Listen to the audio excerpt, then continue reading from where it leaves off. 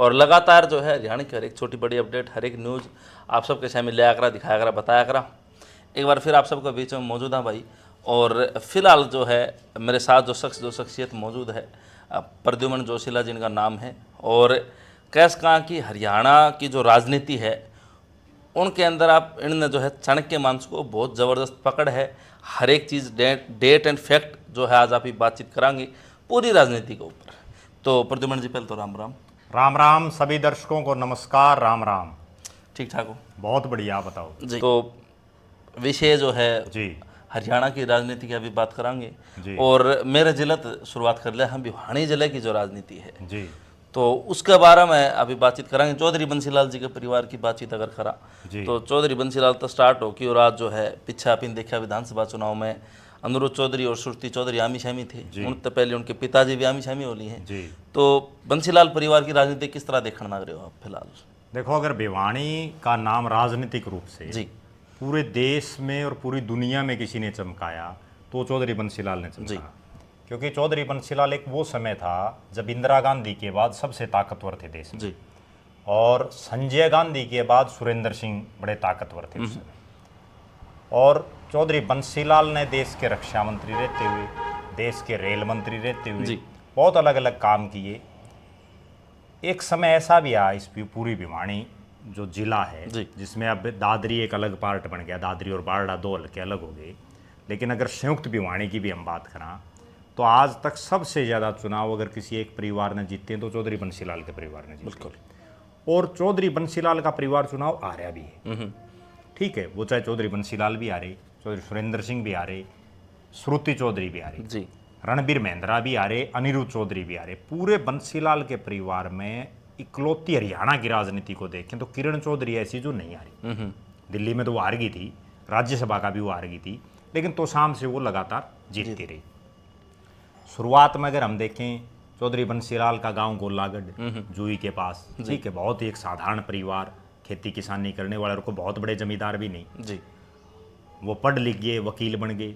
उसके बाद उनकी राजनीति चली। सबसे पहले इस बात का बहुत कम लोगों को पता है हरियाणा में कि उनको सबसे पहले राज्यसभा में भेजा गया, और राज्यसभा में जा कर के उन्होंने दिल्ली में अपने नेताओं के साथ अच्छी खासी उनकी ठीक ठाक उठ बैठ होगी। उसके बाद परिणाम ये हुआ कि जब 1 नवंबर 1966 को हरियाणा अलग बना, पंडित भगवत दयाल शर्मा प्रदेश के पहले मुख्यमंत्री बने, फिर राव बीरेंद्र सिंह दूसरे मुख्यमंत्री बने, और दोनों सरकार कुछ कुछ महीने में चली गई।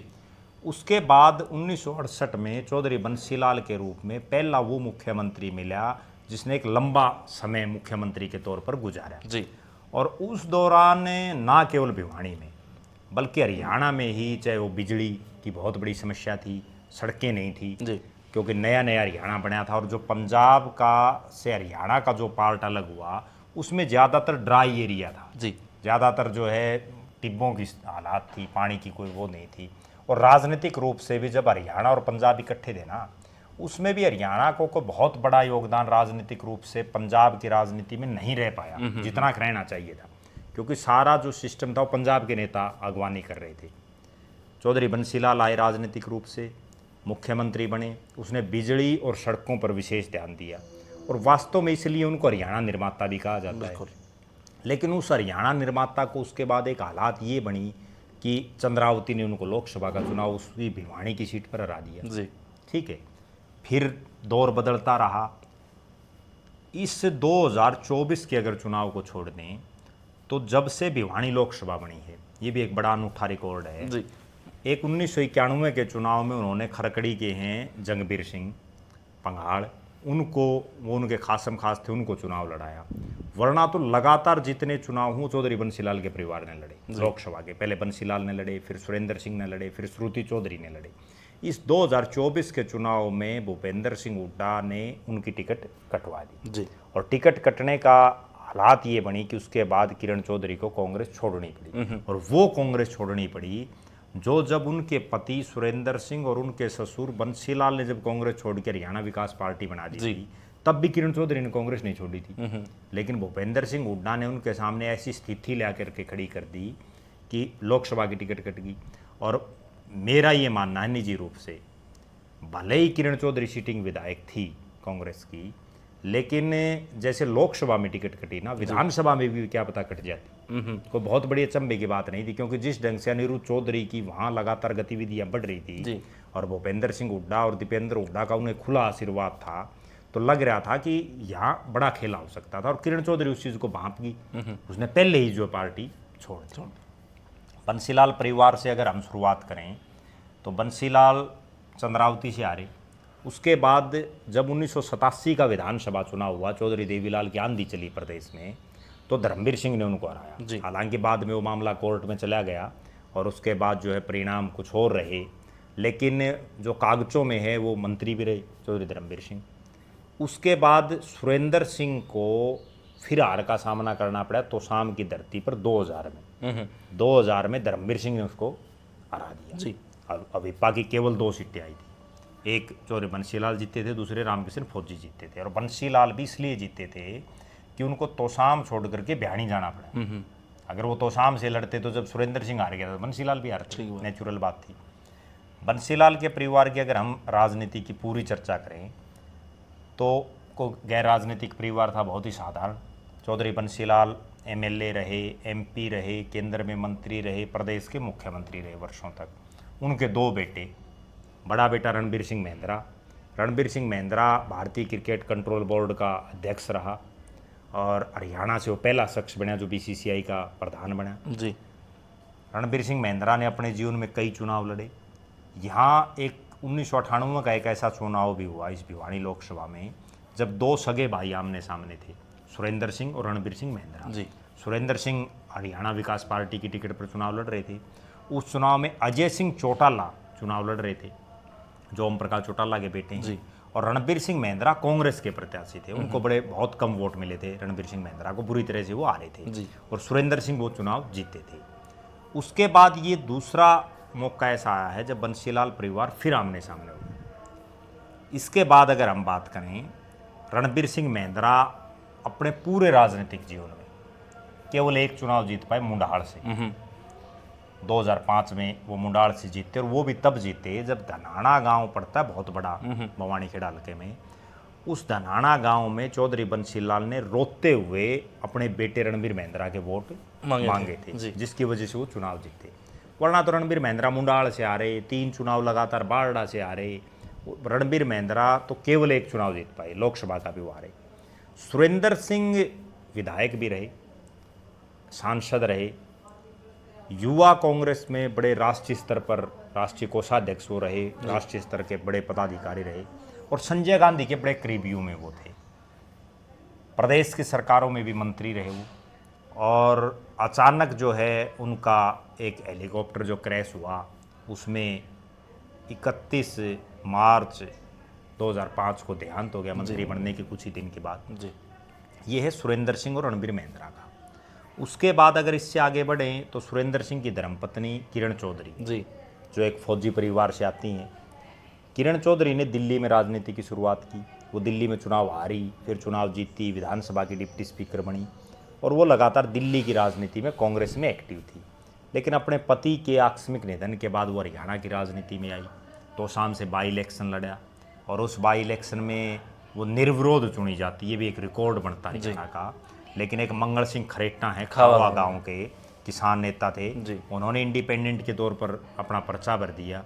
उनको खूब ढूंढा, खूब उन पर दबाव बनाए तरह तरह के, लेकिन वो नहीं झुके और वो वहाँ चुनाव हुआ। किरण चौधरी अपार बहुमत से जीती, फिर मंत्री बनी भूपेंद्र सिंह हुड्डा की सरकार में। फिर वो 2009 में फिर जीती, 14 में जीती, 19 में जीती। इसी बीच 2004 में एक राज्यसभा का चुनाव हुआ था।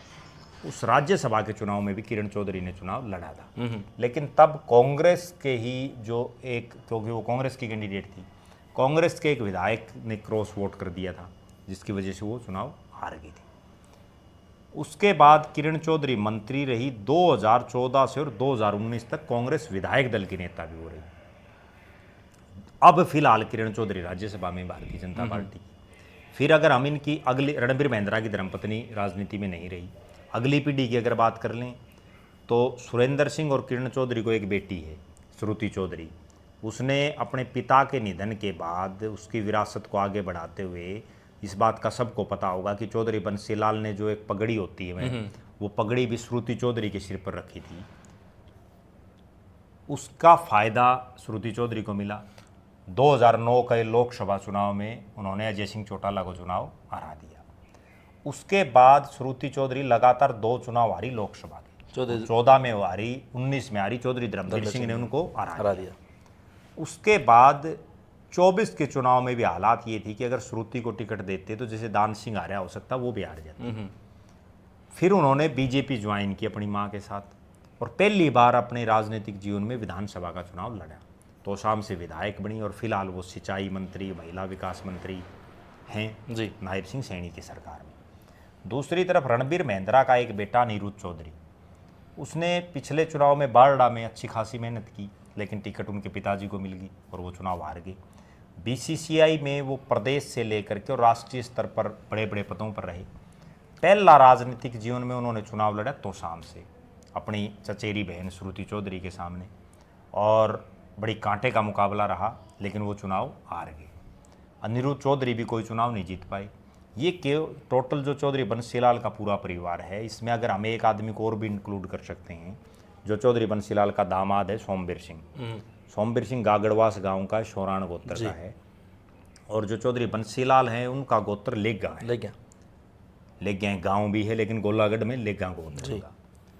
उसके बाद सोमवीर सिंह ने जो है वो 2 बार विधायक रहे, 1996 में बने और उसके बाद 2005 में बने। फिर लगातार वो 3 चुनाव लोहारू से हारे, 9, 14 और 19 का, और 2024 में उनको लोहारू के बजाय बारडा से टिकट दे दी।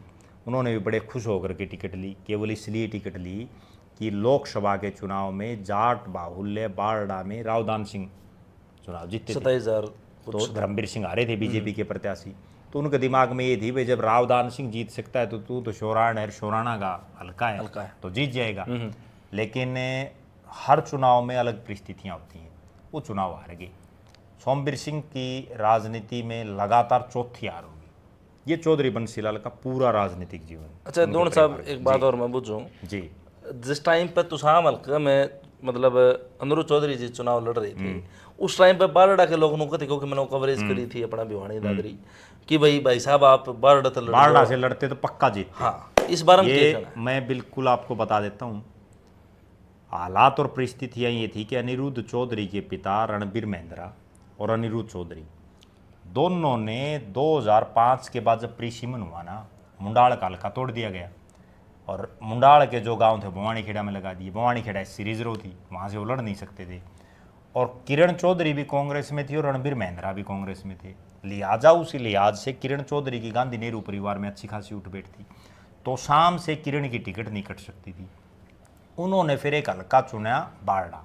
उस समय चर्चा ये भी थी कि दादरी को चुनना चाह रहे थे रणबीर सिंह महिंद्रा। उसके पीछे भी मैं एक बहुत बड़ा कारण बताऊं, वो ये था कि जो पुराना मुंडाल हल्का था ना, उसके बहुत से गांव दादरी लोग विधानसभा में आए हुए थे। अच्छा। जबकि बारडा में तो कोई गांव ही नहीं था। उस समय के जैसे नीमड़ी से लेकर के और कई गांव हैं, राजपूत बाहुल्य गांव भी हैं, जो दादरी में आए हुए थे, और सबकी निगाह ये थी कि रणबीर सिंह महिंद्रा दादरी से चुनाव लड़ेंगे। लेकिन उन्होंने दादरी की बजाय जाट बाहुल्य बारडा की सीट चुनी, और बारडा की सीट चुन के 2009 का चुनाव लड़ा, 14 और 19 3 चुनाव हारे, लगातार मेहनत की जी। 24 में भी वो कर रहे थे। और हर जगह से ये चर्चा थी भाई अनिरुद्ध चौधरी, मैं खुद भी गया था वहाँ, भाई अनिरुद्ध चौधरी अगर बारडा से लड़ते हैं, क्योंकि रणबीर महिंद्रा तो बुजुर्ग हो चुके हैं, तो जीतेंगे 100%। लेकिन मेरी खुद भी पर्सनल बात भी हुई थी अनिरुद्ध चौधरी से। उनके दिमाग में सिर्फ एक चीज़ थी, और वो हर राजनीतिक आदमी को होती है, वो दिमाग में ये थी कि वो विधायक नहीं बनना चाहते थे, मैं जो समझ रहा हूँ, वो चाहते थे कि बंसीलाल का राजनीतिक उत्तराधिकारी बनूं। राजनीतिक उत्तराधिकारी तब बनेगा जब वो तोशाम से श्रुति को चुनाव हराए। सीधी बात थी। मैं दर्शकों को एक पुरानी बात याद दिलाता हूँ। जब चौधरी देवीलाल देश के उप प्रधानमंत्री बने, रोहतक और सीकर 2 जगह से उन्होंने चुनाव लड़ा था, और उसके बाद हरियाणा में ओम प्रकाश चौटाला को मुख्यमंत्री बना दिया था। ओम प्रकाश चौटाला कहीं से विधायक नहीं थे। उस समय 2 सीटें खाली थी हरियाणा में, और तब लोगों ने खूब ये कहा ओम प्रकाश चौटाला को कि आप महम से चुनाव ना लड़ो, आप जो दूसरी खाली जो सेफ सीट है आप वहाँ से चुनाव लड़ो।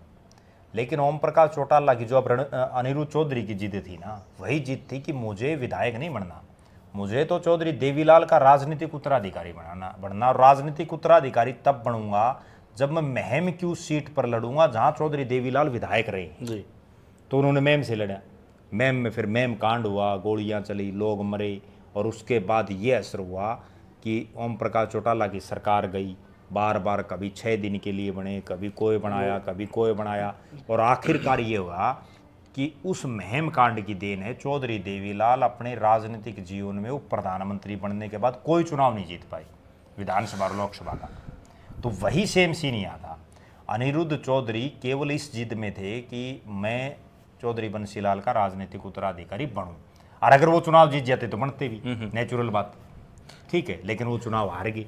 एक चीज़ है दोनों साहब, आपने बात करी भाई पगड़ी शरपदरी बहन सुरती चौधरी जी की, तो उसमें भी दो पक्ष हैं मेरे हल्के के। कुछ लोग यूं कहें कि वो पगड़ी भाई चौधरी बंसीलाल जी के उत्तराधिकारी की थी, कुछ यूं कहें कि चौधरी जो सुरेंद्र सिंह के जी वो स्वर्गवासी हो गए थे तो उनकी संतान लड़का था नहीं, तो उन्होंने अपनी लड़की के सर पर रख दी। तो यो देखो मेरा बिल्कुल सीधा मानना ये है कि वो पगड़ी रखी तो गई थी चौधरी सुरेंद्र सिंह के मरने के बाद, चौधरी बंसीलाल तो जिंदा थे, तो बंसीलाल जब जिंदा थे तो उनकी पगड़ी उनको कैसे दे देंगे? वो तो सुरेंद्र सिंह की पगड़ी, अगर सही मायने में देखा जाए कि सुरेंद्र सिंह का तो कोई लड़का था नहीं, बिल्कुल, और नेचुरल बात है जब उसके कोई लड़का नहीं था और लड़की थी तो उसके राजी, ठीक है। बाल होता ये है कि मान लो अगर उनके कोई लड़की भी ना होती तो फिर उसको भतीजे को पढ़ा देते, ठीक है, लेकिन जब लड़की थी और राजनीतिक परिवार है, नेचुरल बात है। लेकिन कई बार क्या होता है, ये पनाई तो जाती किसी और उसमें, और उसके बाद लोग इसका अर्थ कुछ और निकाल लेते हैं। अभी का एक बिल्कुल ताज़ा उदाहरण मैं बताऊं, ओम प्रकाश चौटाला के निधन के बाद अभय सिंह चौटाला को पगड़ी पहना दी गई। वो पगड़ी ना तो ओम प्रकाश चौटाला के परिवार में किसी ने पहनाई, ना उनके गांव, ना उनके इलाके, ना उनके रिश्तेदारों ने पहनाई, बल्कि वो पगड़ी तो कुछ एक खाप के जो लोग आए हुए थे उन्होंने उनके सिर पर बांध दी। तो इसका मतलब ये थोड़ी हो गया कि भाई चौधरी देवीलाल के राजनीतिक असली वारिस अभय सिंह चौटाला रह गया, ठीक है। वारिस तो जनता बनाती है, जनता वोट। अब इस चुनाव मान लो ये पगड़ी पहना दी 1 मिनट के लिए, और अगर ये अनिरुद्ध जीत जाता फिर क्या होता? फिर लोग ये मानना शुरू कर देते भाई श्रुति चौधरी और का तो राजनीतिक करियर खत्म हो गया।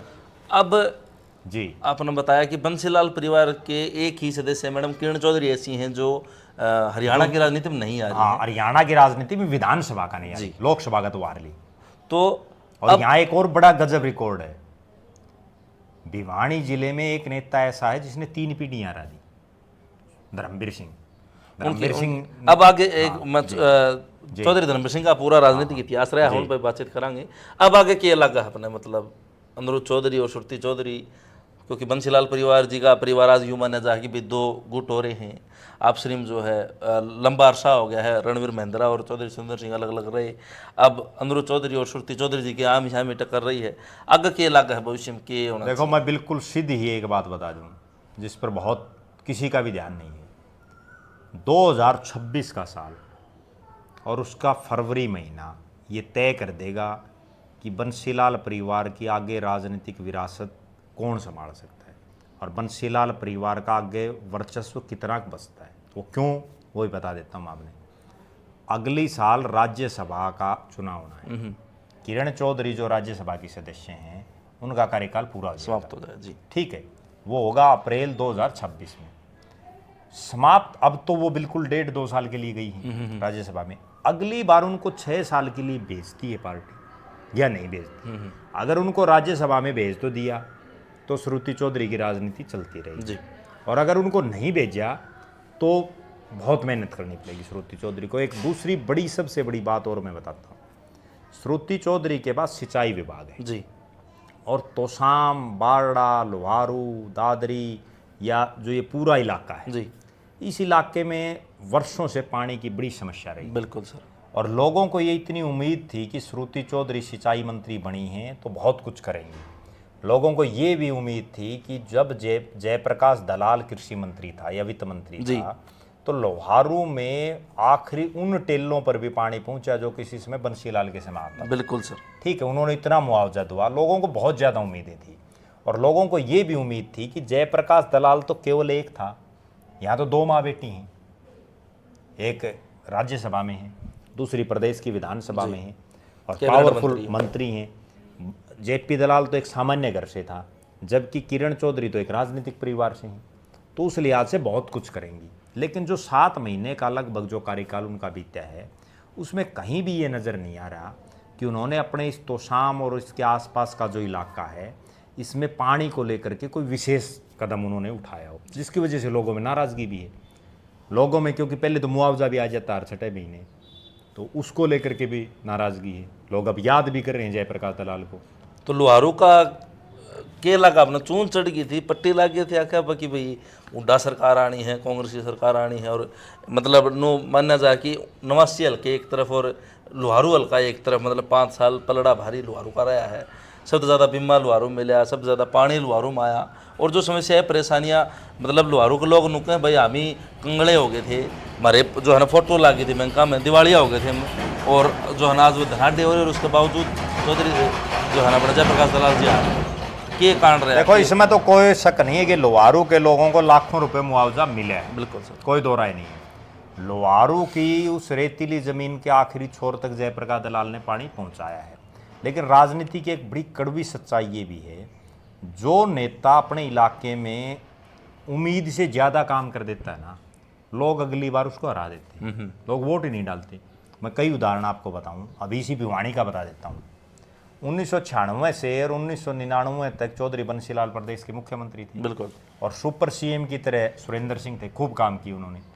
लेकिन आप ये देखो कि 1999 का जब चुनाव हुआ, अजय सिंह चौटाला ने तो कुछ नहीं कर रखा था, जानते भी नहीं थे लोग। अजय सिंह चौटाला ने सुरेंद्र सिंह को हरा दिया, काम की कोई वैल्यू नहीं रही जी। उसके बाद 1999 से और 2005 तक ओम प्रकाश चौटाला मुख्यमंत्री रहे। अजय सिंह चौटाला सुपर सीएम की तरह थे, खूब काम करे, भिवानी में इतनी नौकरियां और इतने रोजगार और इतने काम करे उन्होंने सार्वजनिक। हालात क्या बनी जब लोकसभा का चुनाव आया, उस कुलदीप बिश्नोई ने हरा दिया, जिसका मतलब एक आदमपुर को छोड़ दें तो बाकी तो कोई सिस्टम ही नहीं था लोकसभा में। ठीक है, कौन से काम कर रखे थे कुलदीप बिश्नोई ने, हरा दिया। उसके बाद फिर आप आगे चले जाओ जी, श्रुति चौधरी जब एमपी बनी पहली बार 2009 में, तब उसने क्या करवा रखा था, फिर हरा दिया जैसे। उसके बाद जब वो 9 से और 14 तक श्रुति चौधरी एमपी रही, उसकी माँ मंत्री रही, खूब काम हुए, ठीक है, बड़े बड़े नेता आए तो शाम में और भिवानी में। उसके बाद धर्मवीर सिंह ने हरा दिया। तो राजनीति में तो जो ज़्यादा काम करते हैं ना, अब जैसे मैं आपको 2-3 उदाहरण और दूँ। 2009 में अशोक तंवर को सिरसा से टिकट दी जी, अशोक तंवर को यही नहीं पता था सिरसा में गांव कितने हैं, और वो एक तरफा जिता दिया। उसके बाद 9 से 14 तक एमपी रहते हुए अशोक तंवर ने खूब काम किए। उसके बाद लगातार 3 चुनाव हार गया, नहीं जीत पा रहा। 14 का हारा, 19 का हारा, 24 का हार गया। ठीक है, रणजीत चौटाला ने जितना काम 5 साल में रानिया में करवाया, उन गांव में पानी पहुंचा दिया जहाँ पानी देखने के लिए नहीं था, ठीक है, हरा दिया। कैप्टन अभिमन्यु ने जितना नारनौंद में काम करे, हाँ, उतना कोई कर नहीं वो सकता, सोच भी नहीं सकता, बिल्कुल। ठीक है, और उसको हरवा दिया। तो लोग जो काम करे हैं ना, ओम प्रकाश चौटाला ने नरवाणा में इतने काम करे थे, ठीक है। आज भारतीय जनता पार्टी की सरकार तो डी ग्रुप की नौकरी लगा के लोगों को, कोई चपड़ासी, कोई बेचारे छोटे छोटे जो सी और डी की आऊँ हैं, उन नौकरियों को लगा करके तीसरी बार लगातार राज बना रखे है ना। और ओम प्रकाश चौटाला ने तो वहाँ गजटेड ऑफिसर लगाए थे लोग, और वो सिटिंग मुख्यमंत्री होते हुए हरा दिया। तो जनता का दीपेंद्र, एक उदाहरण और दे देता हूँ आपने, अरविंद शर्मा ने रोहतक में क्या किया था, ठीक बात, और वो दीपेंद्र हुड्डा हरा दिया, जिसके लिए पूरा हरियाणा ये किलकी मार रहा था, भाई हुड्डा ने अपने राज में रोहतक में काम करें, ठीक है, और वो अरविंद शर्मा ने हरा दिया। तो जनता का विकास को लेकर के कोई पैमाना ही नहीं है, कोई सोच ही नहीं रहे लोग। लोगों को चाहिए सिर्फ, अब उन्होंने क्या देखा लुहारू में, लुहारू की बात चल रही है, पर राजवीर फर्टिया ने बस लगा दी, राजवीर फर्टिया ने ये कर दिया, वो कर दिया, ठीक है, और हुड्डा मुख्यमंत्री बनेगा। लोगों के दिमाग में पता क्या चल रहा था कि भाई 5 साल तो मौज ले ली जेपी दलाल गए, और 5 साल ही बाद ले लेंगे हुड्डा का राज, फरटिया जीत जाएगा, फरटिया मंत्री बन जाएगा, फिर ले लेंगे। मंत्री तो बनना ही नहीं था, ये तो वैसे बैम था, मंत्री नहीं बनना था। मंत्री तो क्या था कि भूपेंद्र सिंह हुड्डा का अगर 9.5 साल का कार्यकाल देखें तो उसमें आप देखो कितने जाट मंत्री थे।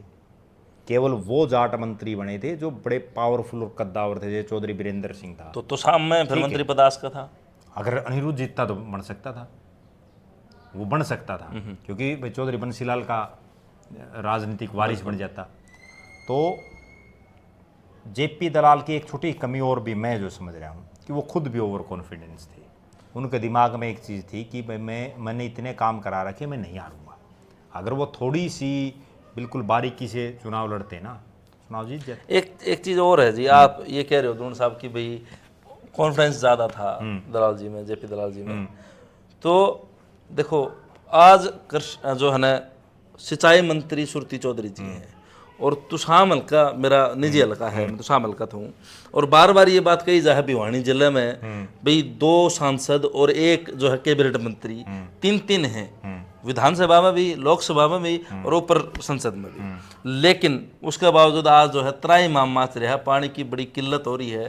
पंजाब के सीएम नु कहें भाई पानी कौन दिया, भारत में अब चल पाकिस्तान का पानी रोक देंगे। और जब भी बहन जी के आओ तो हम ये बात पूछा जी पानी नहीं आ रहा है, दलाल साहब कितना वो पानी लिया करते और किस तरह आ जाया करता, ईब कुकर के रिकॉर्ड हो रही है, के कारण लगा। देखो अब जो ये पंजाब वाला मामला है ना, बसंत मान वाला, ये तो ईब का है ताज़ा। ज़्यादा से ज़्यादा आप यूँ मान लो भाई 1 महीना हो गया सारा इस सिस्टम ने, ओपन बात बाद में हुई है। लेकिन उससे पहले जो 6 महीने और रहेगी उसमें क्या कर दिया, ठीक है। बल्कि मैं तो ये मानता हूँ कि तुसाम हरियाणा का वो विधानसभा क्षेत्र है जो आज के दिन सबसे ज़्यादा पावरफुल है। क्यों? 2 MP, ठीक है, धर्मवीर सिंह भी तुसाम का है, तुसाम से MLA का चुनाव लड़ा, किरण चौधरी, और 1 मंत्री। उसके बावजूद ये हालात हैं। और बल्कि उससे भी आगे अगर चलें तो जनरल VK सिंह हैं, वो राज्यपाल हैं जी, हैं तो तुसाम के बापोड़ा गांव के, ठीक, आते भी रहते हैं और इतने पावरफुल व्यक्ति हैं। लेकिन उसके बावजूद आप तुसाम हल्के में एक चीज़ देखो, मैं सब गांव में गया हूँ, तुसाम के हालात और परिस्थितियाँ ये हैं कि कोई बड़ी इंडस्ट्री आज तक तुसाम में नहीं लगी, कोई भी आप नज़र मार के देख लो। और दलाल साहब ने तो लोहारू के अंदर बड़े बड़े प्लांट गिगड़ाऊं में, मैं वो बताता हूँ आपने, कोई बड़ा एजुकेशन का इंस्टीट्यूट पूरे तोसाम में नहीं है, ठीक है। हालात और परिस्थितियाँ ये हैं कि तोसाम के कई गांव तो ऐसे हैं जिनमें बसों के लिए लोगों को घंटों घंटों इंतजार करना पड़ता है, नहीं आती नहीं, ठीक, आती नहीं। पानी की हालात देख लो आप, रोजगार के हालात देख लो, और बिल्कुल बल्कि हम ये कह सकते हैं कि तुसाम यूं नहीं राजस्थान के साथ लगता, उससे तो आगे और रह गया, लोहारू रह गया, ठीक है, परले पास बारडा, और उससे आगे फिर महेंद्रगढ़ आ गया, ठीक है। उसके बावजूद ये हालात हैं। कहीं ना कहीं इसके पीछे मैं जो समझ रहा हूँ वो कारण क्या है, जेपी दलाल लगातार 2 चुनाव हार के तीसरा चुनाव जीते। उन्होंने देखा भाई लोगों को बहुत ज़्यादा ज़रूरत है इन चीज़ों की, जबकि किरण चौधरी और जो श्रुति चौधरी हैं वो इस ढंग की राजनीति करती हैं। अब तो फिर भी थोड़ी बहुत आने लगी, नहीं पहले तो बहुत कम आया करती हल्के में, ठीक है ना, दिल्ली की राजनीति किया करती। अब अगर कोई दिल्ली की राजनीति करेगा तो फिर वो यहाँ कहीं कैसे शुद्ध बुद्ध लेगा। बल्कि आज वो राज्यसभा के MP हैं, बड़ी मैं देख रहा था उनका, आज तक का उनका जितना टूर प्रोग्राम जारी हुआ है, राज्यसभा के MP के तौर पर 90 के 90 हल्कों में उनको जाना चाहिए, सारे 22 के 22 जिलों में जाना चाहिए। लेकिन वो ज़्यादातर अपना समय तुसाम में लगाने लग रही हैं, और श्रुति चौधरी तो बहुत कमा रही है तुसाम में, ठीक है। तो फिर ऐसे मंत्री पद का फ़ायदा क्या? आप जब अपने इलाके के लोगों को कोई सुविधा ही नहीं दे पा रहे तो फिर क्या फ़ायदा है? अब जेपी दलाल ने अब गिगनाऊ की आपने बात की, उस गिगनाऊ को इंटरनेशनल लेवल पर उन्होंने जो है स्थापित कर दिया एक तरह से, ठीक है। तो शाम में क्यों नहीं ऐसी चीज़ें कर जा रही, कहीं कोई शुरुआत भी नहीं हो रही। धर्मवीर सिंह भी अगर देखा जाए पिछले 3 योजनाओं से लगातार MP है, बिल्कुल, और धर्मवीर सिंह वो नेता है जो सन 2000 से लेके लगातार पावर में है, बिल्कुल। 2000 में MLA तो शाम से बनया, 2005 में बारडा से MLA बनया, 2009 में सोना से MLA बनया, 2014, 19 और 24 लगातार MP है। उसके बावजूद बताओ क्या काम हुआ। और उसके पीछे मैं जो समझ रहा हूँ सबसे बड़ा कारण क्या है, सबसे बड़ा कारण ये है कि लोहारू में तो जेपी दलाल को ये लग रहा था भाई यहाँ कई नेता और हैं, जबकि तोशाम में तो पूरी राजनीति 2 नेताओं के इर्द गिर्द घूम रही है, धर्मवीर सिंह और किरण चौधरी। पिछली बार शशि परमार ने टक्कर देने की कोशिश करी, इस बार उसकी टिकट कट गई। इस बार अनिरुद्ध चौधरी आया मैदान में। अब अनिरुद्ध चौधरी अगले 4.5 साल कितना मैदान में डटिया रहता है, बात तो ये है ना, उसके बाद ही तो सिस्टम बनेगा। बिल्कुल। वो इनको जब कोई टक्कर देने वाला ही नहीं है तो फिर इलाज भी नहीं है। अब भाई एकाधिकार की तरह हो रही वो चीज़। हाँ, एकाधिकार हो रहा है और इनको ये लग रहा है कि हमारे अलावा यहाँ कोई और पनप नहीं सकता। तो शाम हल्के में 109 के आसपास गांव हैं, ठीक है, उसमें भी हालात ये है कि आप नज़र मार के देखो, बड़े बड़े गांव हैं तो शाम में। अब खान कितना बड़ा गांव है, फिर तोशाम है, बापुड़ा है, आपका दिनोद है, दिनोद है, कैरू है, जूई है, संडवा है, इसरवाड़ है, बड़े बड़े गांव हैं। लेकिन कहीं कोई नेता नहीं उभर पा रहा। लोग 2-4 साल तो घूमे हैं, उसके बाद फिर ठंडे हो जाते हैं। और यही एक कारण है कि विकल्प नहीं है लोगों के पास। जब विकल्प ही नहीं है तो फिर करेंगे, वरना तो लोग विकल्प क्यों चाहते हैं। आपको ये बहुत एक गजब बात बताता हूँ। डाव डाणी का विद्याधर, जो ओम प्रकाश चौटाला का ओएसडी था, उसकी धर्मपत्नी कमला देवी ने चुनाव लड़ा। उससे पहले तो वो कहीं नहीं गई थी, ठीक है, और उसने पूरी टक्कर दी। लोग तो चाहते हैं भाई इनको हरा जाए, लेकिन नेता खुद ही नहीं वो करते। उसके बाद वो कमला रानी कहाँ एक्टिव रही? 14 में जबकि लहर आई थी उस टाइम पर नहीं रही ना जी। उसी तरह से आपको और उदाहरण दे देता हूँ। अब शशि परमार है, हल्के से कोई लेना देना नहीं, तो शाम में वो एक दिन नहीं आया। चांग गाँव उसका, तो वो ना तो शाम से टिकट मांग रहा था, वो तो दादरी से मांग रहा था या भिवानी शहर से मांग रहा था। और जब उसको टिकट दी तो कितने बम्पर वोटिंग दी लोगों ने, 56,000 वोट आए थे। ठीक है, खूब दिए। लेकिन उसके बाद अगले चुनाव में उसकी टिकट कट गई, निर्दलीय लड़े, उससे कोई आनी जानी नहीं। तो कहीं ना कहीं यहाँ मेरा ये निजी रूप से मानना, और मेरी बहुत से नेता जो शाम से तैयारी कर रहे हैं उनसे बात भी होती रहती है, यहाँ वो आदमी कामयाब है जो 10 साल का विजन लेकर के चले। एक पहला चुनाव हारेगा, अगला फिर जीत सकता है। 10 साल किसी की आसंग नहीं है, क्योंकि बड़े बड़े जितने नेता हुए हैं जो टिकट मांगे थे वो 10 साल में सारे ठंडे हो जाते हैं। तो होश का है, मतलब आपकी बात माना तो मतलब अनिरुद्ध चौधरी जी 62-63 हज़ार वोट लेकर गए हैं। अगर अनिरुद्ध 5 साल चौधरी मेहनत करा। 4.5 साल लोगों के बीच में रहे, दिल्ली के, चंडीगढ़ के अपने राजनीतिक गलियारे छोड़ के लोगों के बीच में रहे, तो 2 मिनट में पलट जाता है मामला। बड़े बड़े ऐसे ऐसे लोग जीते हैं जिनका मतलब लोगों के बीच में जो रहता है ना, जीत जाता है। और मैडम के तो मैं जो समझ रहा हूँ, किरण चौधरी और श्रुति चौधरी की राजनीति को, ये निश्चित है कि वो लोगों के बीच में उतनी नहीं रहेंगी। अच्छा, एक चीज़ और है, मैं आपने बताऊँ, विधानसभा चुनाव की बात करा अगर 2024, तो ये था भाई madam Kiran Chaudhary 12 seat जितवाओगी, 12 seat जितवाओगी, BJP ने 12 सीट जितवाओगी। तो लोकसभा में चौधरी धर्मवीर सिंह 27,000 आ रहा है, ये तो अपन बात करी। और उसके बाद भिवानी मंदरगढ़ लोकसभा तक भाजपा 7 सीट निकाल के ले जाने लग रही है।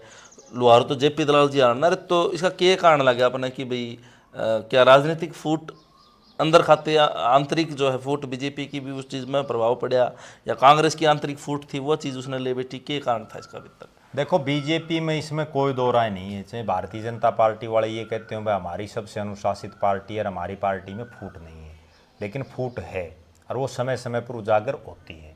भिवानी महेंद्रगढ़ लोकसभा में 2 सीटें हारी, जो है 2 सीटें कांग्रेस पार्टी जीती जी, बीजेपी 2 सीटें हारी।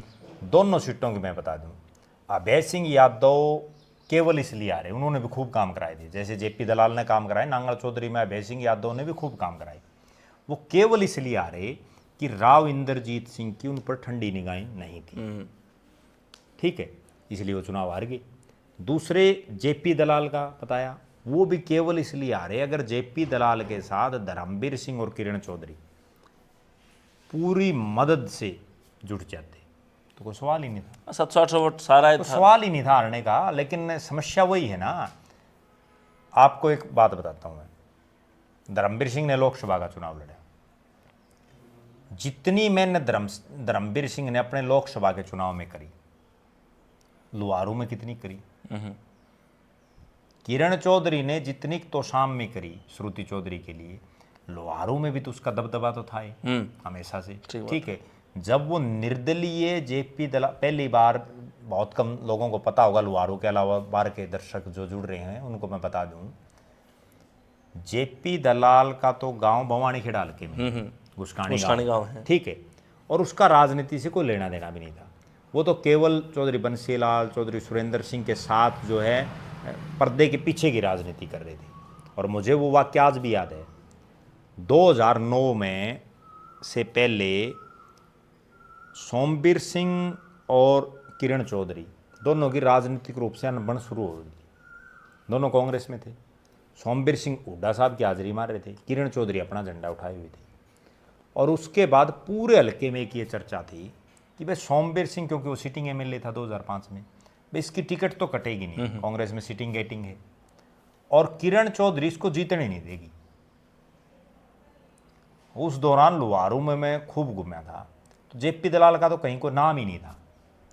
वहाँ 3-4 आदमी ऐसे थे जो चौधरी बंसीलाल, सुरेंद्र सिंह के बड़े पुराने साथी थे। उनको थपकी मारी किरण चौधरी ने, भाई आपको चुनाव लड़ना इंडिपेंडेंट। लेकिन उनमें किसी का पैसों का जुगाड़ नहीं था, क्योंकि निर्दलीय के लिए आर्थिक जुगाड़ बड़ा मोटा, बिल्कुल वो जुगाड़ था नहीं। उसके बाद जेपी दलाल को तो पहला चुनाव धक्के से लड़वा गया था, और फिर उसने था पैसा बहाया और मात्र कुछ एक वोटों से वो हार गया, और सोमवीर सिंह बुरी तरह से हारा। वो चुनाव किरण चौधरी लड़वाने वाली थी। भले ही किरण चौधरी कांग्रेस में थी, लेकिन उनके जितने वर्कर थे वो जेपी दलाल का झंडा उठाए हुए थे।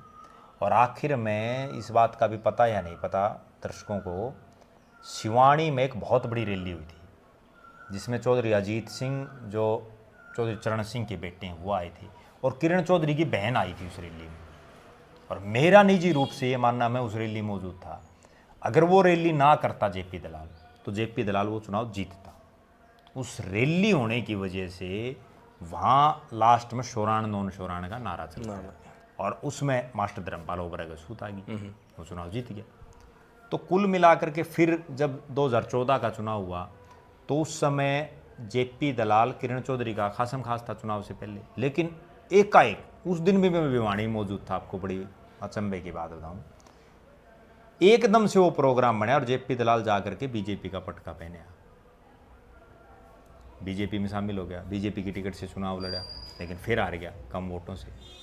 उस चुनाव में भी मेरा ये मानना है कि किरण चौधरी कांग्रेस में थी, लेकिन उन्होंने कहीं ना कहीं बहुत बड़ी स्तर पर जेपी दलाल की खिलाफत नहीं करी थी उस चुनाव में। फिर 19 में आते आते फिर इनके आपस में, इनमें भी जैसे सोमवीर सिंह को और किरण चौधरी में राजनीतिक दूरियां हुई, ऐसी जेपी दलाल और किरण चौधरी में भी होगी।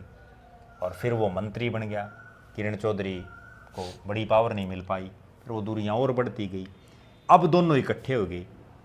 अब जब दोनों इकट्ठे हो गए, इसमें एक वाक्य और मैं बता देता हूँ आपने, तोशाम में राकेश मलिक हुआ करते, जिनका मर्डर हो गया था जी। तो राकेश मलिक की धर्मपत्नी अनीता मलिक बन गई जिला पार्षद चेयरमैन, जिला पार्षद बनी वो पहले। अच्छा, हाँ जी। जब वो जिला पार्षद बनी तोशाम से बन गई जी, और तोशाम से किरण चौधरी से एमएलए थी जी। जेपी दलाल मंत्री थे बीजेपी की सरकार में, किरण चौधरी कांग्रेस में थी। तो उस समय किरण चौधरी ने पूरा जोर लगाया था कि अनीता मलिक चेयरमैन ना बने, और दूसरी तरफ जेपी दलाल ने ये जोर लगाया था भाई अनीता मलिक चेयरमैन बने, ताकि मैं तोशाम में किरण चौधरी के पैरेलल किसी को खड़ा कर सकूं। और जेपी दलाल ने खूब उसकी मदद करी। जेपी दलाल की वजह से ही अनीता मलिक चेयरमैन बनी, और चेयरमैन बन के फिर जेपी दलाल के उसने प्रोग्राम भी करे तोशाम में जी। तोशाम में एक्टिव है जेपी दलाल, ध्यान हो गया आपके ये बात जी, जी। विधानसभा में ऑन फ्लोर जेपी दलाल और किरण चौधरी की बहस भी हुई, बिल्कुल, कि भाई आप तो सामने आते हो, ठीक है, और वो फिर आया। तो इस तरह से इस चुनाव में भी मेरा ये मानना है कि भले ही सारे बीजेपी में हैं, लेकिन कोई ज़रूरी नहीं कि सारे एक दूसरे खुल के मदद करें, और उसी वजह से ये परिणाम रहा। एक चीज़ और है दोनों साहब, लोकसभा चुनाव जो 2024 का था जी, तो लुहारू में मैंने आपने देखा और मैंने भी देखा कि चौधरी जेपी दलाल मतलब कि कुडालिए हो रहे थे एक तरह से कैसे कहा धर्मवीर जीतना चाहिए, चौधरी जीतने चाहिए, लेकिन मैडम का और दलाल साहब का तभी मान सका आपने चर्चा करी है धर्मवीर जी की, और मतलब दलाल साहब की तो कोई आज तक ऐसी कोई मन तो देखो स्टेज पर या कहीं ऐसी कोई उसका कारण बता दूं मैं आपने, राजनीति के कारण समय के साथ बदलते रहते हैं। जेपी दलाल ने क्यों धर्मवीर की मदद की, बड़ी समझने वाली बात है, क्योंकि धर्मवीर का चुनाव था पहले मई में था। जेपी दलाल के एक चीज़ दिमाग में थी, और मेरी भी उनसे बात हुई थी उस दौरान, कि अगर धर्मवीर सिंह यहाँ 20-30 हज़ार से हार गया चुनाव, तो आगे विधानसभा में समस्या हो जाएगी जेपी दलाल को, क्योंकि जेपी दलाल को तो बाद में चुनाव लड़ना था। अब इसलिए उसने ये इतनी मेहनत की कि भाई इस मार्जिन को कम से कम रखा जाए, और ये सबको पता था कि लोहारू, बारड़ा और दादरी, इन तीन में राव दान सिंह जीतने के हालात में है, क्योंकि जाट बिल्कुल रुक के मार रहे थे। जाट और जो किसान वर्ग था ना, वो बीजेपी के खिलाफ था लोकसभा में, हालांकि विधानसभा में भी खिलाफ था, लेकिन इतने स्तर पर नहीं था। लोकसभा में तो बीजेपी के प्रत्याशियों को गांव में नहीं बढ़ने दिया, कई जगह भाषण नहीं देने दिए। तो जेपी दलाल के दिमाग में ये चीज थी, भाई इस मार्जिन को कम से कम रखा जाए ताकि मैं विधानसभा का चुनाव जीत जाऊं, और उसने पूरा जोर लगाया, जितना अपना तन मन धन सब कुछ लगा दिया, और वही परिणाम रहा कि वो 10,000 के आसपास से, नहीं तो वो 30,000 की चर्चाएं थी, वे 30,000 से हारेगा, हर जगह चर्चाएं थी। फिर दूसरे एंगल से देखो आप, धर्मवीर सिंह का चुनाव हो लिया, अब उसको क्या जरूरत है? राजनीतिक आदमी बिल्कुल ताज़ा रोटी सेका है, ठीक है, उसने जरूरत ही नहीं है। धर्मवीर सिंह, आप एक बात बताओ, आप तो शाम को भी लोहारू को छोड़ दो, 9 विधानसभा है, 9 की 9 विधानसभा में मेरा ये मानना है कि एक अगर दादरी, इसको बारडा को छोड़ देना, तो राम तो उसने कोई ज्यादा जोर लगाया, उम्मेद के साथ ही बारडा में भी इसलिए लगाया कि उनको एक खुंदक इस चीज की थी कि सुखविंदर मांडी को टिकट नहीं मिलनी चाहिए। क्यों? क्योंकि सुखविंदर मांडी का कहीं ना कहीं ये इनपुट था कि वो धर्मवीर सिंह की सही ढंग से मदद नहीं कर रहा, और धर्मवीर सिंह और इंद्रजीत को मैं जो समझ रहा हूं, दोनों ऐसे नेता हैं कि ये अगर किसी को जिता नहीं सकते ना, हरा जरूर सकते, इतना कि इनका वोट बैंक है, और दोनों को जिससे खुंदक हो जाती है उसका फिर ये पक्का इलाज भी करते हैं। अब आप कितने उदाहरण देख लो, राव नरबीर सिंह की टिकट कटवा दी इंद्रजीत सिंह ने, उसके बाद संतोष यादव की अटेली से कटवा दी। इस चुनाव में सबको ये था कि अभय सिंह यादव ने इतने काम करा रखे, वो नहीं हार सकता। अहिरवाल की देखो बड़ी गजब बात, अहिरवाल की सारी सीटें जीती, रेवाड़ी में 3 है, तीनों जीत गई, गुड़गांव जीत गई, आपका जो है इसमें महेंद्रगढ़ में 4 में से 3 जीत गई, ठीक है, दादरी की दोनों जीत गई, लेकिन एक नांगल चौधरी क्यों हारी? क्योंकि राव इंद्रजीत सिंह को वो खुंदक थी उस चीज़ की। और वही सेम हालात बारडा में थी। उमेद पातुवास की तो किस्मत जगा दी धर्मवीर सिंह ने, वरना उमेद पातुवास तो पहले चुनाव हार चुके, वो तो घर बैठ गया था, बिल्कुल थक हार के, वह अब नई बात बनेगी, और वो केवल इसलिए जीत गया कि सुखविंदर मांडी की टिकट कट गई। सोमवीर सिंह भारी प्रत्याशी हो गया, हल्के से बाहर का। सोमवीर गसोला जो है, सुमरवीर जो क्रेशर यूनियन का प्रधान है वहाँ, वो निर्दलीय खड़ा हो गया, हालात बन गई। और धर्मवीर सिंह के लिए प्रेस्टीज इश्यू हो गया कि भाई जिस आदमी को तुमने टिकट दिला रखी है इसको जीता, इसीलिए तो उसका मोहित चौधरी जो उसका बेटा और धर्मवीर सिंह दोनों वहाँ दिन रात लगे रहे। बिल्कुल, अगर वही मेहनत वो जितनी उन्होंने बारडा में की वह लोहारू में कर देते और वह नांगल चौधरी में कर देते, दोनों जगह जीत। तो राजनीति में राजनीतिक आदमी अपने हिसाब से फैसले लेते हैं। फिलहाल जो है दून साहब आप जो है भिवानी बंदरगढ़ लोकसभा की बात करना रहे, हाँ, तो जो लोकसभा का चुनाव था उसमें मैंने देखा कि निर्दलिया का बड़ा रोल रहा है हार और जीत का जो है अंतर तय करने में, क्योंकि यूँ मान्यता है कि बारडा अगर सोमवीर गसोला अगर टिकट निर्दलीय नहीं खड़ा होता तो शायद कहीं ना कहीं भी सोमवीर सिंह जीत सका था विधानसभा चुनाव।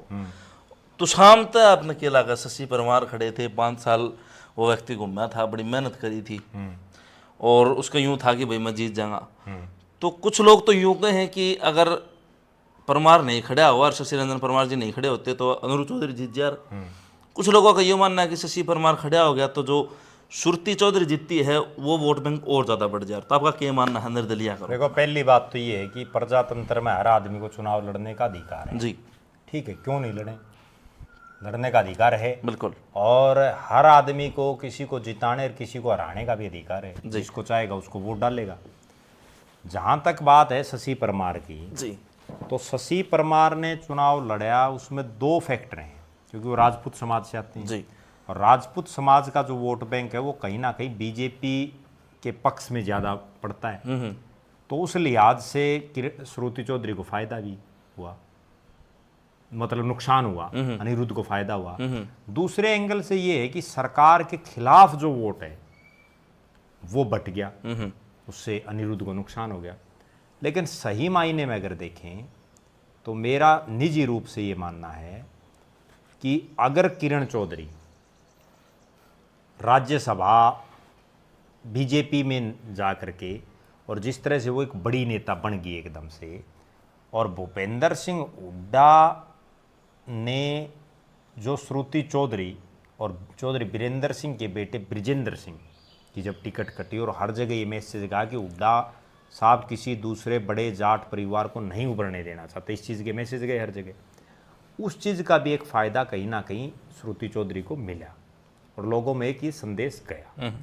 अच्छा, इसमें एक चीज़ और भी है कि यहाँ माँ बेटी दोनों चुनाव लड़ने वाली थी और दूसरी तरफ जो है अनिरुद्ध चौधरी, रणबीर महिंद्रा तो बिल्कुल बुजुर्ग हो चुके हैं, बिल्कुल, तो वहाँ अकेले अनिरुद्ध चौधरी थे, उनके पास वो मजबूत टीम भी नहीं थी क्योंकि उन्होंने बहुत कम समय मिला, तो सामने बहुत थोड़े समय से वो तैयारी कर रहे थे। प्लस में रणबीर सिंह मैडम की तरफ, धर्मवीर सिंह का देखो नेचुरल बात है, वहाँ दो ताकतें इकट्ठी होगी, अगर वही मतलब धर्मवीर सिंह और ये अलग अलग होते तो कुछ और होता परिणाम, कई ताकतें एक साथ इकट्ठी होगी। और अनिरुद्ध चौधरी को तो क्या था कि किरण चौधरी के पास तो वो पुरानी टीम थी, ठीक है, इसको अपना नया सिस्टम शुरू करना पड़ा। अब जो आदमी नया सिस्टम एकदम से करेगा तो उसमें नेचुरल बात है।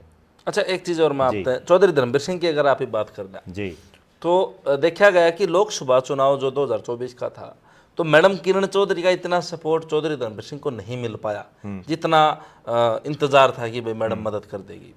और 2019 में यूँ बताऊँ कि कहीं ना कहीं चौधरी धर्मवीर सिंह की मदद कहीं ना कहीं मैडम किरण चौधरी की तरफ देखी गई थी। अब लोकसभा चुनाव में चौधरी धर्मवीर सिंह, मोहित चौधरी जी, उनकी धर्मपत्नी मुन्नी जी और लाला जो उनके भाई हैं, तो सारा परिवार जो है श्रुति चौधरी खातर गाम गाम हो रहा था। तो कितना के देखो भाई राजनीतिक पंडित माना जाए चौधरी धर्मवीर सिंह की राजनीति किस तरह रही है और के आगे रहेगा। देखो मेरा तो ये मानना है कि राजनीतिक आदमी अपने परिवार को, अपने बेटों को, बेटियों को राजनीति में सेट करना चाहते हैं।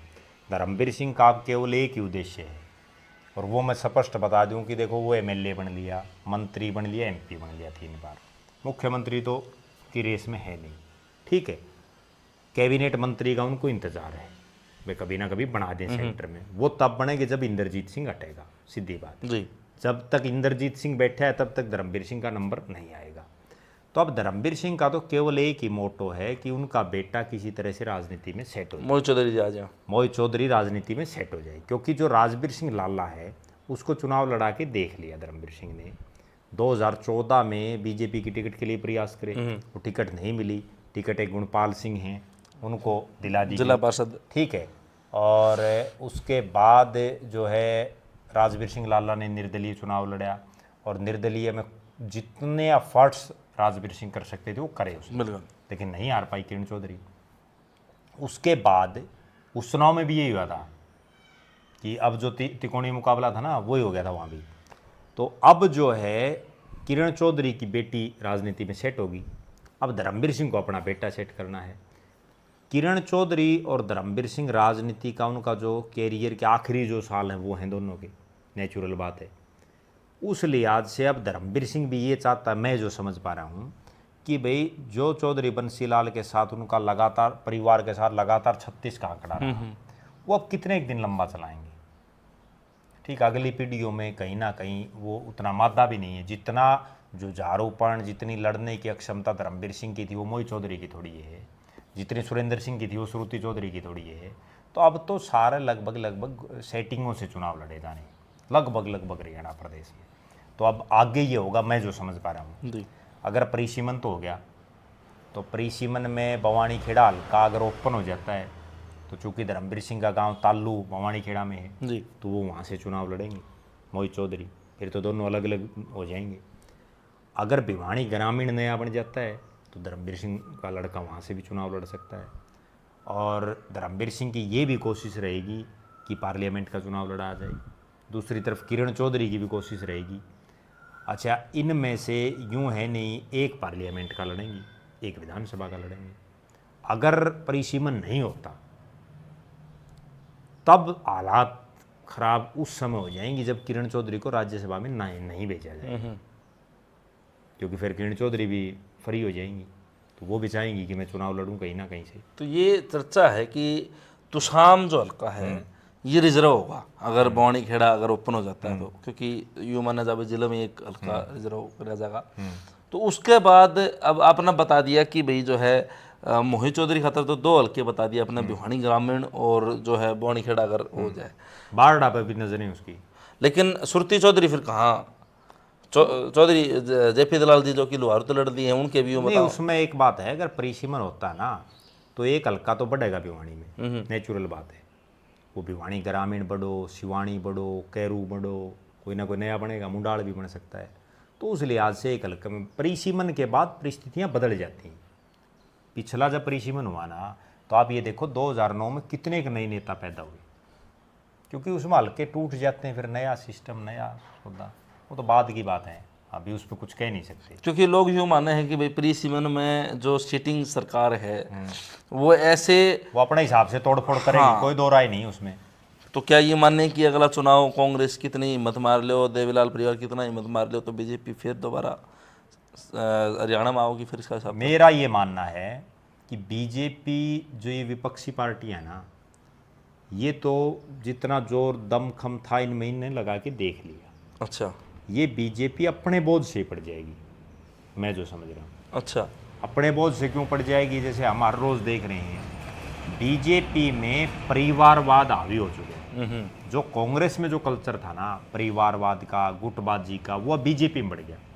आप ये देखो, आज से 10 साल या 15 साल पहले देश में किसी को ये याद है लाल कृष्ण आडवाणी के जो संतानें हैं वो कौन कौन है?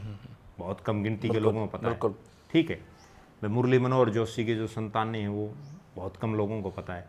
लेकिन आज क्या हालात है, आज हरियाणा की सरकार की अगर मैं बात करूँ, नायब सिंह सैनी की धर्मपत्नी सुमन सैनी जगह जगह सार्वजनिक कार्यक्रमों में जा रही है। क्या वो परिवार, वो कोई पद पे थोड़ी है, ठीक बात, वो ठीक है। जो सरकार में मुख्यमंत्री की धर्मपत्नी जिन प्रोटोकॉलों में जिन पदों पर होती वही है। बीजेपी के जितने मंत्री हैं, मंत्रियों के बेटों को तो छोड़ दो आप, उनके भतीजे तक भी गनमैन ले घूम रहे हैं, ठीक है। बताओ कौन सा प्रोटोकॉल है? हर जगह।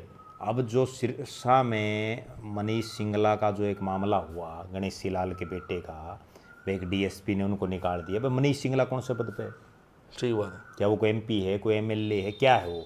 कोई चेयरमैन है पार्टी का? एक ठीक, उसके पिताजी गवर्नर रहे हैं। क्या मतलब पुलिस वालों का ये काम रह गया कि वो भाई यूँ देखती रहे भाई कौन सा नेता, कौन सा बेटा है, कौन सा पुत्र है, कौन सा पुत्री है, क्या है? हर जगह ये चीज़ हावी हो चुकी है। और उस हावीपने में बीजेपी अपनी ही गलतियों से मार खा जाएगी।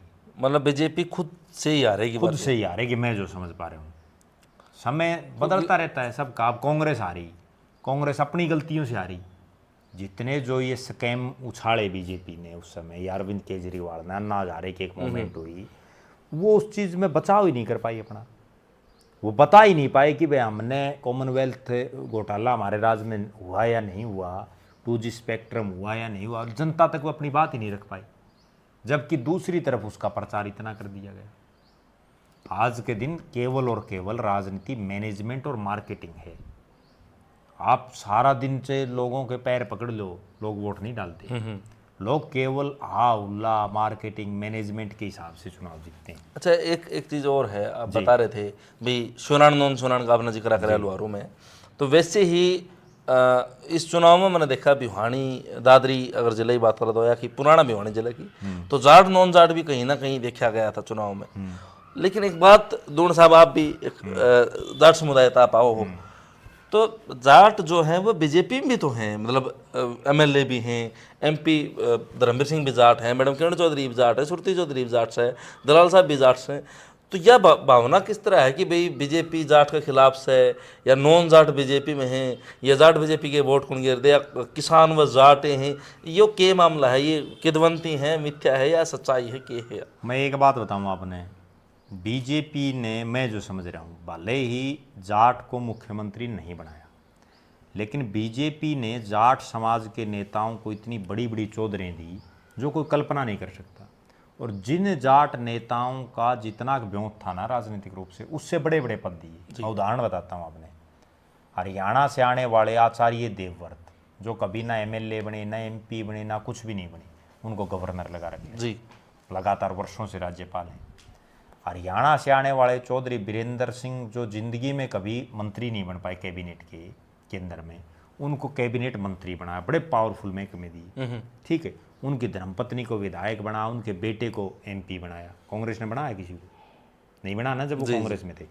धर्मवीर सिंह को जिंदगी में कांग्रेस ने सांसद नहीं बनाया, जबकि बीजेपी ने लगातार 3 बार बना दिया। किरण चौधरी को जिंदगी में कांग्रेस ने एमपी नहीं बनाया, भारतीय जनता पार्टी ने बना दिया। आते बना दिया। श्रुति चौधरी को जिंदगी में कांग्रेस ने मंत्री नहीं बनाया, एमपी तो बनी थी, ठीक है, यहाँ जो है मंत्री बना दिया गया। उसके बाद हरियाणा के अलग अलग इलाकों में चौधरी रणजीत सिंह, ठीक है, इतना पावरफुल, उनको मंत्री बनाया, पावरफुल महकमों का। फिर लोकसभा की टिकट दी, जयप्रकाश दलाल को मंत्री बनाया, मईपाल ढांडा को मंत्री बनाया, कमलेश ढांडा को मंत्री बनाया, कैप्टन अभिमन्यु 10-10, 11-11, 1 दर्जन महकमे उनके पास, इतने पावरफुल। ओम प्रकाश धनखड़ को इतने पावरफुल महकमों का मंत्री और फिर प्रदेश अध्यक्ष बनाया। सुभाष बराड़ा को प्रदेश अध्यक्ष बनाया, राज्यसभा का सांसद बनाया। भाई जाट समाज से बीजेपी के जो नेता हैं उनको देने में तो कोई कसर नहीं छोड़ी बीजेपी ने। लेकिन समस्या बताऊं आप लोग को क्या है, जाट समाज क्यों नहीं बीजेपी के साथ लग रहा, मैं जो समझ पा रहा हूँ। हालांकि ये नहीं वो बिल्कुल नहीं लग रहा, लग रहे हैं, लेकिन बहुत बड़े स्तर पर क्यों नहीं लग रहा, उसके पीछे मैं जो समझ पा रहा हूँ एक बहुत बड़ा कारण ये है कि ये 1 दर्जन के आसपास नेता जो मैंने आपको गिनाए हैं, अभी भी सुरेंद्र पुनिया को प्रदेश महामंत्री बना रखे हैं, बड़ा पावरफुल पद है। 1 दर्जन के आसपास ये नेता हैं, लेकिन इन नेताओं ने जाट समाज की सुध नहीं ली। ये नेता जाट समाज के लोगों के बीच में नहीं गए उस बड़े स्तर पर जिस स्तर पर जाना चाहिए था। अब आपका गांव है, आपका गांव भी जाट डोमिनेटेड गांव जी, आपके गांव में मैंने ये बताओ कि ये जितने जाट नेता हैं और बड़े गांव में हैं, ठीक है, आसपास के गांव प्रभावित होते हैं मिरान गांव बिल्कुल। आसपास के जो गांव हैं वो मिरान से उनकी राजनीति चलती है, बिल्कुल, क्योंकि मिरान का वो चौक हो गया, वहाँ सारे बैठते हैं। बिल्कुल। मेरे जो याद आ रही है, या तो रणजीत चौटाला आपके गांव में गए हैं जी, ठीक है, धर्मवीर और किरण चलो भाई उनका इलाका है, उसके अलावा बताओ मैंने कौन सा गया है? ये जितने जाट नेता बने हैं कौन सा आता है? बिल्कुल सारे गांव में। अब हमारा गांव है, जाट डोमिनेटेड गांव है, कौन सा भी नेता नहीं आया, ठीक है ना। जब ये आते ही नहीं तो लोग क्यों इनके साथ लगेंगे? जबकि दूसरी तरफ आप एक दूसरे एंगल से सोचो, कार्तिकेय शर्मा है, निर्दलीय जीते हैं, बिल्कुल, आज उसकी मैं एमएलए है बीजेपी की, उसके बावजूद वो जगह जगह ब्राह्मण समाज के कार्यक्रमों में जा रहा है, जा रहा है ना। रामचंद्र जांगड़ा है, बैकवर्ड समाज से आता है, वो भी तो शाम में आया था, बिल्कुल, ठीक है, ये बाकी क्यों नहीं आते भाई? अरविंद शर्मा जी वो आज बैल में आए हैं तो लुहारू, मतलब जो दूसरी जातियों के नेता हैं वो जब अपने समाज में जा रहे हैं, अपनी जातियों के लोगों में जा रहे हैं, तो ये क्यों नहीं जा रहे? इसीलिए तो जाट नहीं जुड़ रहे। दरअसल ये जो नेता हैं ये चारे, मैं जो समझ पा रहा हूँ, जो जाट समाज के नेता हैं, भाई हमें मिलेगी चौधर, उसके बाद कोई लेना देना नहीं, इसलिए लोग नहीं साथ लग रहे। वरना तो आप एक बात बताओ, लोगों को ये समझाना चाहिए नेताओं को कि भाई क्या जाट ये हरियाणा में एक जाति है? क्या मुख्यमंत्री केवल जाट समाज से बनेगा? और भी तो समाज हैं, सबकी बारी आनी चाहिए, ठीक है। किसी को कम समय मिले, किसी को ज़्यादा, लेकिन अधिकार तो सबका है, कोई भी बन सकता है जो हरियाणा में किसी भी जाति का है। तो इनको ये समझाना चाहिए भाई ठीक अपना मुख्यमंत्री नहीं बना, लेकिन अपने को ये तो देखो कितने कितने पद दे रखे हैं। अब बीरेंद्र सिंह को इतने बड़े बड़े महकमे दिए, वो हरियाणा के कितने कलक्याम घूमे, कहीं भी तो नहीं गए, इसलिए लोग नहीं जुड़ पा रहे। वरना तो बीजेपी ने, अब आपको 1-2-3 चीजें मैं बता देता हूँ। तो कांग्रेस में भी तो पहला मुख्यमंत्री पंडित भगवत दयाल शर्मा बनाया था, ब्राह्मणों की पार्टी। भजनलाल बनाया, सॉरी भजनलाल कांग्रेस से बने थे। तो नॉन जाट कांग्रेस में आया करता, एक समय ऐसा था। आज वो नॉन जाट बीजेपी में सारा का सारा हो गया। वो भी मैं जो समझ रहा हूँ, वो राजनीति भी आपको बता दूं, बड़ी बारीकी से चीज़ों को समझने की ज़रूरत है। हरियाणा में जो राजनीति थी वो किसी समय केवल 3 लालों के बीच में घूमती थी। भगवत दयाल शर्मा ठीक है, संयुक्त पंजाब के एक बड़े नेता थे, उसके बाद हरियाणा में भी वो पहले मुख्यमंत्री रहे, लेकिन उसके बाद उनकी राजनीति बहुत लंबी नहीं चल पाई। राव बीरेंद्र सिंह की राजनीति भी बहुत ठीक है कि वो अहिरवाल तक सीमित रहे, भले ही एक बार मुख्यमंत्री बने, लेकिन अहिरवाल से बाहर वो भी नहीं उतना बड़ा सिस्टम। हालांकि मैं एक बात और याद दिलाता हूँ, उन्होंने विशाल हरियाणा पार्टी बनाई थी। उस विशाल हरियाणा पार्टी के अहिरवाल के अलावा बाहर के दूसरे हलकों में भी विधायक बने थे। अच्छा। लेकिन उसके बाद राव बीरेंद्र सिंह उनको नहीं संभाल पाए सिस्टम को, इंद्रजीत भी नहीं बाहर निकल पाए। इतने बड़े जो 5 योजनाओं से लगातार मंत्री इंद्रजीत सिंह, 2 योजनाओं में तो मनमोहन सिंह के साथ था। अब 3 योजनाओं से मोदी के साथ है। और बताओ वो कितने गांव में गया? आपके गांव में आया है कभी? ना। नहीं आना। ठीक है, तो शाम हल्के में भी यादव बाहुल्य कुछ एक गांव है, अच्छा। लेकिन नहीं आ रहे। ठीक है, कोई अगर 5, 10, 20 साल में भूले बिसरे कभी आ गए तो वो कोई आना थोड़ी है। तो अब जो मैं बात बता रहा था आपको, राजनीति जातीय सिस्टम से चलनी शुरू होगी। ठीक है, भौगोलिक परिस्थितियों से चलनी शुरू होगी। अब लोग ये नहीं देखते, एक वो समय था चौधरी देवीलाल ने कहाँ सीकर, कहाँ फिरोजपुर और कहाँ रोहतक, तीनों जगह से चुनाव लड़ लिया। एक जगह से वो हार गए, 2 जगह से जीत गई। आज के नेता नहीं हिम्मत कर पा रहे। भूपेंद्र सिंह हुड्डा ने अपने घर से बाहर एक चुनाव लड़ा, अगले चुनाव में नहीं लड़ पाए।